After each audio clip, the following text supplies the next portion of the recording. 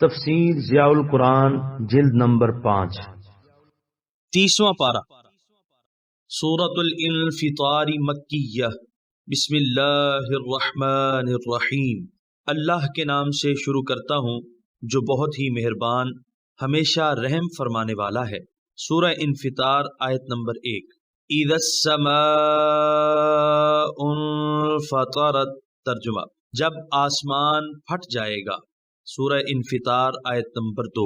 وَإِذَا الْكَوَاكِبُ انتَثَرَتْ، ترجمہ اور جب ستارے بکھر جائیں گے۔ سورہ انفطار آیت نمبر 3۔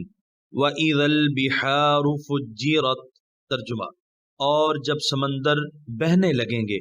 سورہ انفطار آیت نمبر 4۔ وَإِذَا الْقُبُورُ بُعْثِرَتْ، ترجمہ اور جب قبریں زیر و زبر کر دی جائیں گی۔ سورہ انفطار آیت نمبر 1 تا 4 کی تفسیر۔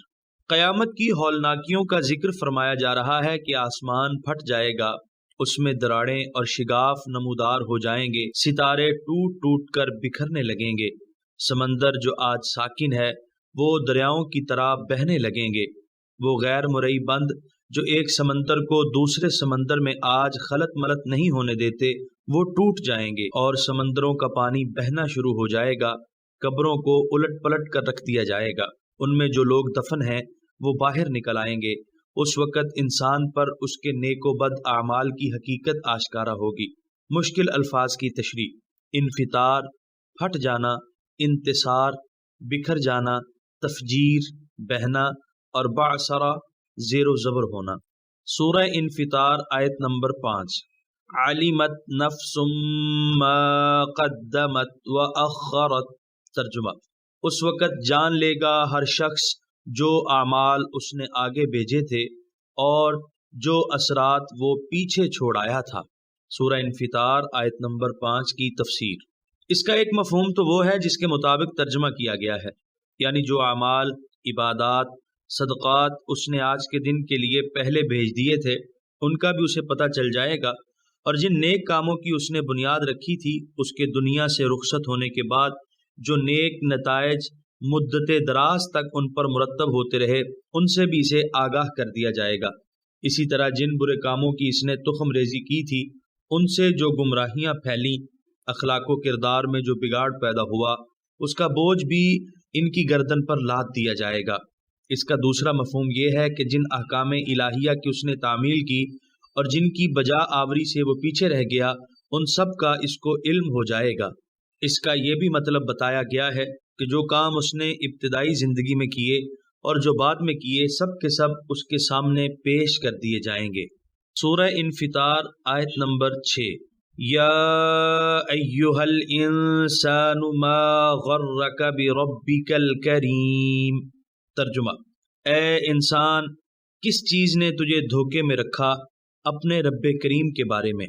سورہ انفطار آیت نمبر 6 کی تفسیر۔ کتنے پیارے انداز میں غافل انسان کو جھنجھوڑا جا رہا ہے، کس محبت برے اسلوب سے اس کو خواب غفلت سے جگایا جا رہا ہے۔ ارشاد ہے اے انسان تیرا پروردگار جو کریم ہے، جس کے لطف و عنایت کی آغوش میں تو پل کر جوان ہوا ہے، جس کے انعام و احسان کا دسترخوان ہر وقت تیرے لیے بچھا ہوا ہے، جس کی رحمت و رافت کے دروازے تیرے لیے کشادہ ہیں، اس سے تجھے کس نے دور کر دیا ہے؟ کس عیار کے دام فریب میں پھنس کر تو نے اس کے خلاف علم بغاوت بلند کر دیا ہے۔ شریف لوگ تو یوں نہیں کیا کرتے، کیا تیرے نزدیک احسان کا بدلہ سرکشی اور بغاوت سے دینا انسانیت ہے؟ اگر تو کسی پر مہربانی کرے اور وہ تیرا شکر گزار ہونے کے بجائے تیرے در پہ آزار ہو جائے تو کیا تو اس کو پسند کرے گا؟ سورہ انفطار آیت نمبر 7۔ الذی خلقک فسواک فعدلک، ترجمہ جس نے تجھے پیدا کیا پھر تیرے اعضاء کو درست کیا پھر تیرے عناصر کو معتدل بنایا۔ سورہ انفطار آیت نمبر 7 کی تفسیر۔ اس کریم نے تجھ پر یہ گوناگون نوازشات فرمائی ہیں، اگر وہ تجھے پیدا ہی نہ کرتا یا تیری ساخت کو بگاڑ دیتا یا تیرے عناصر ترکیبی میں اعتدال کو ملحوظ نہ رکھتا تو اس کا کیا بگاڑ سکتا تھا؟ یا اس کی عظمت و کبریائی میں اس سے کیا فطور پیدا ہوتا؟ اس نے تجھے پیدا کیا، تجھے مکمل اعضاء بخشے، ان میں مناسبت کا پورا پورا لحاظ رکھا، پھر تیری جسمانی، ذہنی اور نفسانی ساخت کو بڑے اعتدال سے پایہ تکمیل تک پہنچایا، اور تو ہے کہ اس کی طرف سے غافل ہے، اس کے ذکر اور اس کے شکر کی تجھے فرصت ہی نہیں ملتی، اور اسی کی فرما برداری تیرے لیے بار گراں بنی ہوئی ہے۔ سورہ انفطار آیت نمبر 8۔ فی ای صورت ما شاء رکبک۔ ترجمہ: الغرض جس شکل میں چاہا تجھے ترکیب دے دیا۔ سورہ انفطار آیت نمبر 9۔ کلا بل تکذبون بالدین۔ ترجمہ: یہ سچ ہے بلکہ تم جھٹلاتے ہو روز جزا کو۔ سورہ انفطار آیت نمبر 9 کی تفسیر۔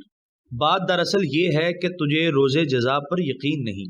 اگر تجھے یہ یقین ہوتا کہ ایک دن وہ آنے والا ہے جب تو اپنے خالق کریم کے روبرو پیش کیا جائے گا اور تجھ سے تیرے اعمال کا محاسبہ کیا جائے گا تو بغاوت و سرکشی کی یہ روش ہرگز اختیار نہ کرتا۔ تیری غفلت اور بے پرواہی کی یہ کیفیت نہ ہوتی۔ ذمہ داری کا احساس اور جواب دہی کا خوف تمہیں شتر بے مہار بن کر زندگی بسر کرنے کی قطعاً اجازت نہ دیتا۔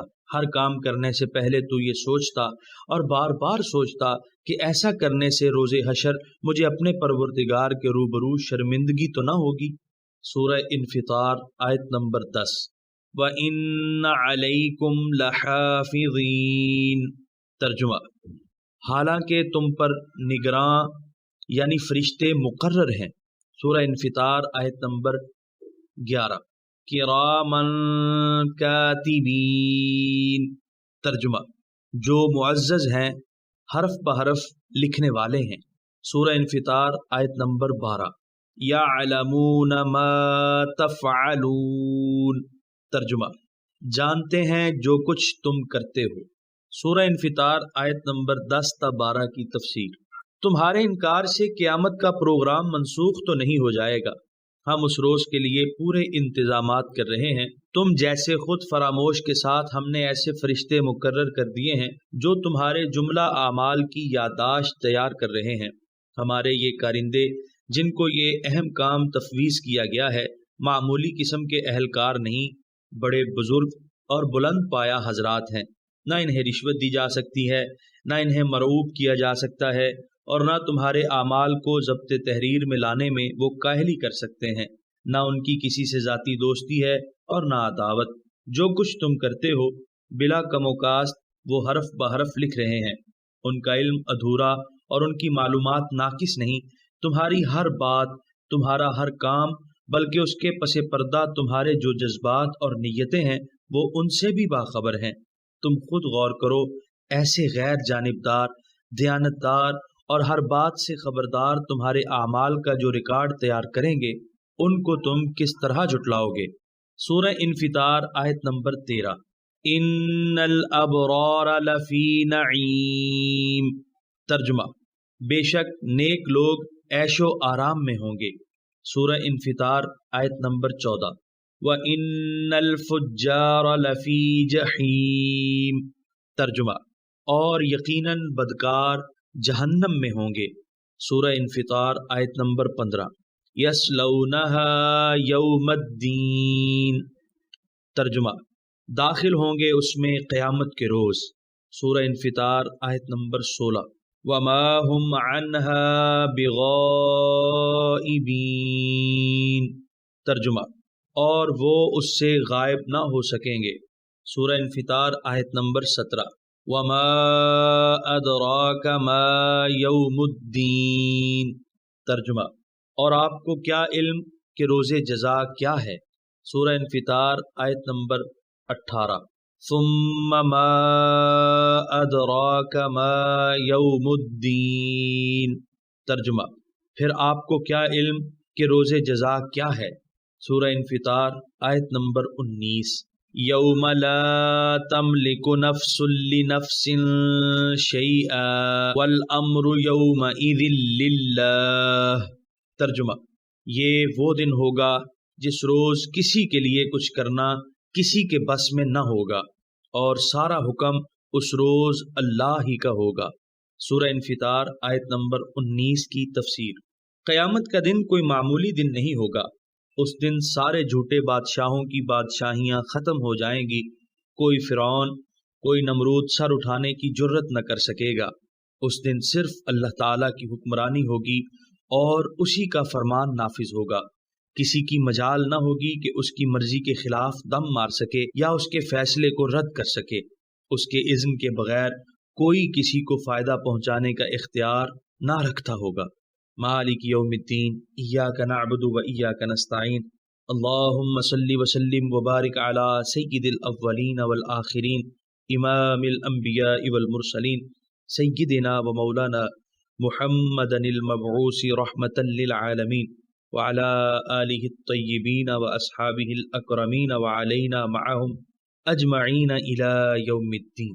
یہاں پر سورہ انفطار مکمل ہوئی اور یہاں پر 30ویں پارے کا پہلا پاؤ مکمل ہوا اور یہاں پر 30ویں پارے کا 7واں رکوع مکمل ہوا۔